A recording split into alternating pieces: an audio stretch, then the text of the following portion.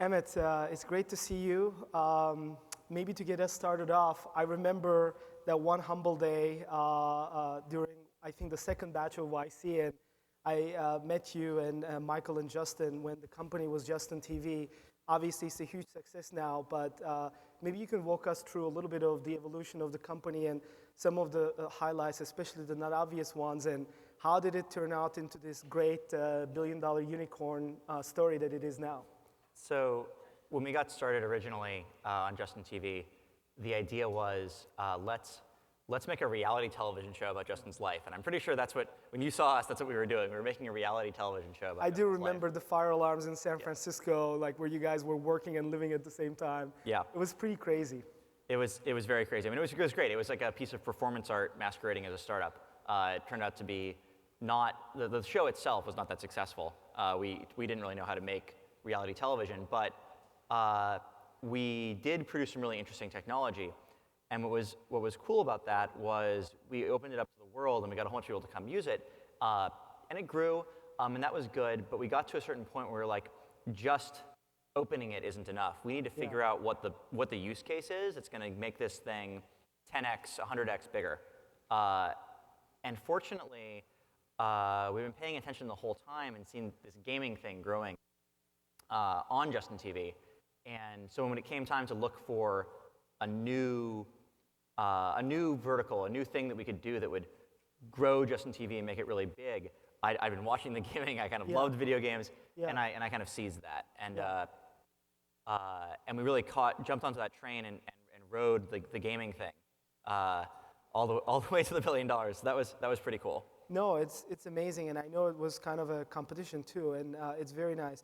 So you're in this situation, I think at that point the company was profitable, you guys had this amazing technology, you see this core group of users, and it's funny, when these things break out, it's never obvious to people. So kind of walk us through, you're at this point, you clearly have started dominating that segment of passionate video gamers and gamers around the world. You have this amazing technology, financials seem to be going well. Take us through that rocket ship ride a little bit. Yeah, so we started out with about 3% of our traffic being gaming. And we very quickly started growing that, because it was like, when you're trying to push a startup where your idea isn't that good, it feels like you're pushing this boulder up a hill. Yeah. And this felt like all of a sudden we were pushing a boulder down a hill. I mean, Or you're still snowball, pushing, but you wind up doing a lot of work, but you're running, you're chasing the boulder, you're not pushing it anymore, Yeah, and that's absolutely. That's pretty cool. And so we kind of knew almost immediately we'd hit something because it felt totally different. And very quickly it became about not trying to outcompete anyone, because we very quickly had the lead in the market and were the default place.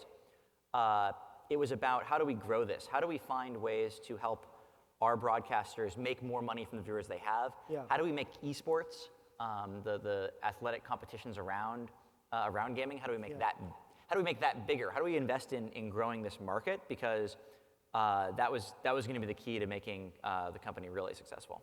Absolutely, and obviously I have to ask you, I mean, you get to a point, then it kind of starts becoming clearer and clearer to everybody else that this is a very core segment. The company has an amazing team and core technology, and you get at that fork. There are a lot of entrepreneurs, I'm sure investors in the audience as well, and you have to kind of make a call about like getting bigger on your own, or then the situation comes up, Amazon, I'm sure there were other horses in the trade as well. How do you make that call? Walk us through a little bit of that adventure and experience a little bit too. So we hadn't really been looking to sell the company because I really like my job. I like running Twitch, and I think that we're going to have a bright future. Yeah. And so what it came down to was we got approached, and we thought, basically, what price and what kind of arrangement, what kind of sale would make us think this is a good EV deal, basically. Yeah. In the end, it's like, what's the expected value of this? There's risk in running anything. Yeah. And is this a good deal? And then are we going to be happy afterwards? Yeah. And the reason Amazon wound up being a great deal for us is that not only do I think we got a fair price for the company, which I'm really happy about, but I also saw just literally how aligned we were around where we wanted it to go. Yeah. And I got a lot of comfort from the way Amazon had purchased Zappos, IMDb, diapers.com, or they audible.com, or they have the CEOs of those companies still happy, still running those subsidiaries.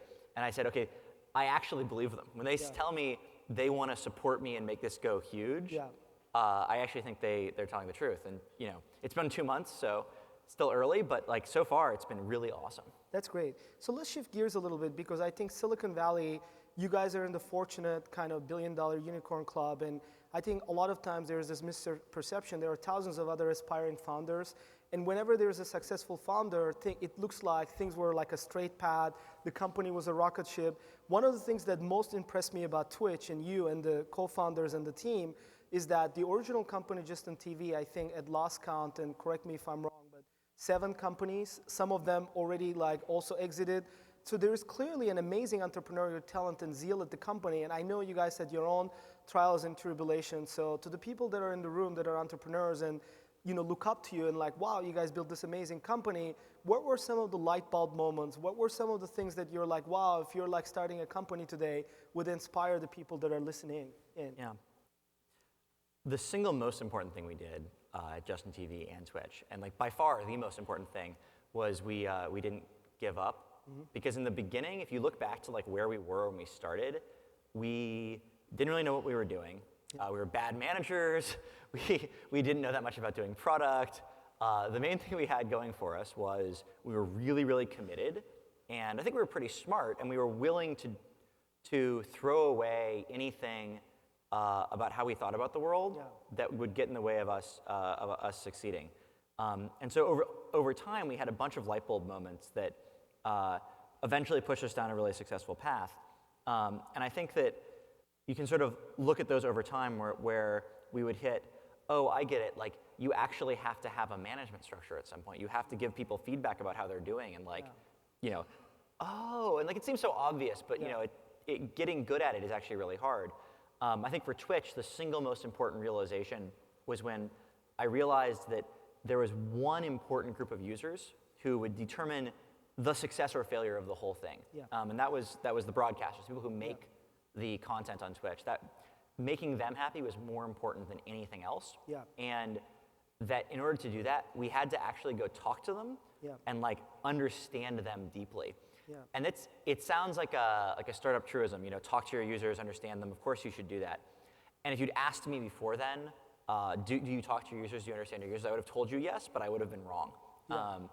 And we really shifted, it's probably too long to get into here, but we really shifted how we talk to users. We spent a lot more time getting to know them, getting to know who they were as people, what they were doing. And that then produced a completely different set of priorities for the company and really set us on the path for success. Yeah, and I mean, just to add to that, I think early days of Justin TV, you might or might not know that, but as an investor, one of the things that you guys set the benchmark for me also as Twitch is how fast you evolved. People sometimes forget that, like people think, oh, it's one idea, one strategy, you press a button, it works, turns into success. And the thing that really impressed me is how fast you guys have learned. And I think like growth makes up, we always think of growth as traction, but there's also growth as a team and as a company, and you guys really did set the benchmark. So just to shift gears a little bit, now that you're in this incredible seat and you had these great experiences and you're seeing the industry from the inside out changing, in fact, you guys are changing it, what are some of the key trends that you're observing? What are some of the things that might not be obvious to people, but you think will become big, will become more important, and maybe some of the things that people are kind of overrating a little bit, but you think like is gonna kind of lose prominence? So it's a truism, but the rise of Android. If you went back 2 years ago, iOS was by far dominant for us. It made up not necessarily the most installs, but if you looked at usage, it was far out ahead. And these days, while iOS is still doing very, very well, and it certainly hasn't gone down. In fact, it's grown really quickly. Android is growing just even more quickly, and more importantly, the engagement we see per user has continued to rise. And so I think that story is pretty clear, and that you're going to have in our case, Android majority of usage shortly, I think. And increasingly that drives development decisions, right? When you have to look at where you're going to invest resources, we have to take investing in Android very, very seriously now in a way that we maybe didn't have to as much 2 years ago. The other big trend I've been seeing is in the gaming space, and that's obvious on mobile, which is free to play. And free to play games are so clearly the future that you start thinking about what the next step is. Like, okay, so assume you live in this world where all gaming is free to play gaming, and gaming is obviously the driving application for most new platforms. What does that imply? Well, there's all these questions about how do you discover free to play games? How do you buy free to play goods? And what we see right now is it's very similar to me. The trend feels very much to me like early days of most industries where every company tries to roll their own. There's no accepted like best way to do it. And I think you're going to see a lot of consolidation there moving forward as people start figuring out the right way to do it. Yeah, that's really interesting. And on the topic of Android and rise of mobile, obviously the theme of the conference is the next 5 billion users. And you're seeing countries like China doing some really interesting things. A lot of interesting innovation is coming from Asia, but also the very origins of the company is not mobile. And I think the mobile revolution kind of shifted and accelerated your success as well. What are some of the thoughts of like in the industry that you are and beyond this impact of mobile and the story of the next 5 billion users and how successes are getting quicker, more violent, kind of like the scale is growing by a factor of 10x with each wave? Like talk to us a little bit about that. So Twitch was very much a PC company to start with. We were PC viewers, we were PC games. Yeah, exactly. And so it took us a little while to get into mobile in a big way because we started in such a PC-centric zone. But it's funny because you look at our mobile usage, and though it started later, and so it's we're still majority PC today, the growth rate is just insane. And I think it's really clear to me that the future of Twitch is in mobile gaming as well as PC gaming, and we've actually already started to see that, where we start seeing Clash of Clans, Heroes of Orders and Chaos, games like that showing up on the platform. And I think that, generally speaking, when I look at, so I'm a part-time partner at Y Combinator, I look at companies coming through there, the very existence of that just baseline assumption, everybody has a smartphone, completely changes the game and how you think about building applications. Half the time, there's these companies where previously it would have been a hardware company, and now it's not. Now it's a mobile app company because the hardware is already there in your pocket. And I think that that shift, where you think about the mobile computer as your only computer, is only going to get faster. Yeah.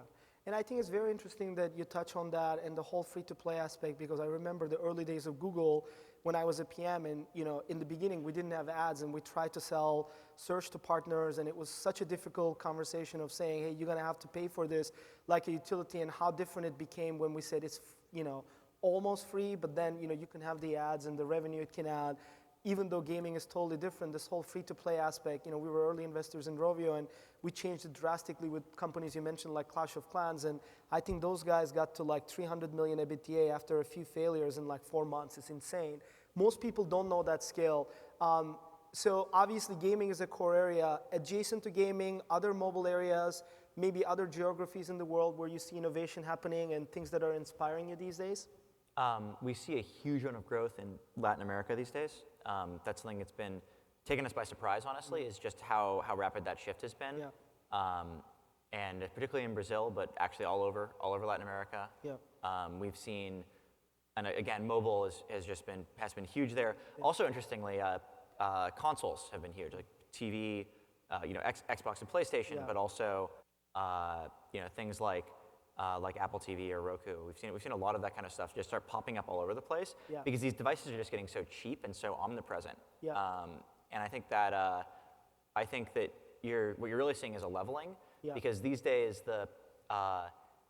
the presence of hardware is getting it's going ubiquitous faster, right? The US got laptops and PC computers widespread far before many other countries did, but the gap for smartphones is shorter, and the gap of each of these new technologies is shorter yet. I think that flattening of the world is actually really interesting, and means that when you're in our shoes, you really have to consider the whole whole world at once as you develop new things. You can't assume, oh, we're just going to do that in the U.S. first, and then we have a couple of years to figure it out in the world. If you try to do that, you wind up getting your lunch eaten by local competitors elsewhere. Absolutely. And just to switch back gears a little bit, I mean, I think Twitch is one of the most amazing companies. When you think about it, YouTube was the kind of first $1 billion plus exit in the whole video segment. Then you guys became kind of the next platform company. I mean, there's really not that many other companies. It's literally, I think you two are like the most prominent examples. I remember mostly the early days, but I think there's probably also some interesting takeaways from like the real stellar growth days of the company that kind of culminated in the position that you are today. And what were some of the lessons like learned when the company is more at scale? What were some of the interesting stuff, you know, especially pertaining to you, to your team and Twitch? So, you know, as in the early days, it was really very hyper-focused on just delivering quality video, delivering advertising that actually works. Yeah. Like getting the basics right. We spent a huge amount of time on that. Yeah. As we've gotten bigger, we've realized that like, okay, we need to keep doing that. You can't ever stop just delivering the basic thing at a high level of quality. But we started branching out and doing things like getting integrations into other platforms directly. Because we've realized that like democratizing it, opening it up, increasing the ease is increasingly important. I kind of view it similar to how Google starts funding like Chrome. Right, which isn't directly the search engine, but very important for helping grow access to the kinds of things that empower the search engine. And that's a big shift you have to go through as you become bigger, where it's no longer enough to just focus on delivering that one core product entirely. You also have to think about the ecosystem you exist in, and how do you foster growth for the space as a whole. Yeah, and I think you guys have captured for me like one of the other like light bulb moments is I think there was a generational shift where people stopped watching entertainment or gaming solely on the device. They wanted to record it. It's a little bit like the other version of GoPro. They wanted to actually show off the amazing experience they're having, and they wanted to actually communicate with other people both after the experience and during the experience. And I remember those were also part of the core innovation at Twitch, which were also important contributors to successes. And you guys have done some amazing things. I don't know if you want to add to it. And maybe this is also a good time, like, hey, like, are there any exciting stuff that's coming out that maybe you could let us on a little bit? So the really cool thing with this growth of video has been things like GoPro. I've been really excited to watch the GoPro story, and I think that I think you're right that Twitch and GoPro are very analogous in the sense that it's letting the average person, it's letting anyone open up and start sharing things they already love and things they're passionate about, which I think is really awesome. We're big fans of GoPro. I think, you know, if you think about for Twitch, where we're going in the future, we've so far focused a lot on PC games and console games. And as I was saying, I really think mobile is the future for us. I think mobile is this huge part of where we're going. And so what we plan to do in 2015 in that space is bring the quality of broadcasting that you've come to expect on PC games for Twitch users and bring that to mobile and make it so that you really have that high production value, high engagement sharing experience from mobile that you can get on PC. Because the existing solutions, the Twitch solution included, are okay. There's nothing wrong with them. They don't have that fidelity. They don't have that engagement, that interactivity that we think makes Twitch really exciting. And so I think that that's going to be a huge thing for us in 2015, and something I really hope we can share soon. I can't wait. And maybe the last thing, I've always been I had a chance to work with Larry personally, but Jeff Bezos is another one of those mythical figures. And you know, I heard about his focus on narratives versus PowerPoints. Any other interesting stories you can share in terms of experiences and management styles and all of that? Working with Bezos and the rest of the Amazon management staff has been very enlightening. They are amazing operators, and there's just a wealth of depth of experience, of years of experience that have been already incredibly valuable in terms of learning for me. I think I didn't have a job ever before this. This is my first time having a boss, and it's been really a pleasure. Awesome. Well, I have to say that I've been very fortunate to see the ride from the very early humble days, and congrats again on this amazing success and sharing some of those great insights with us. So at this point, let me know. I think we might be just within our time frame. Thank you again. Yeah, thank you very much.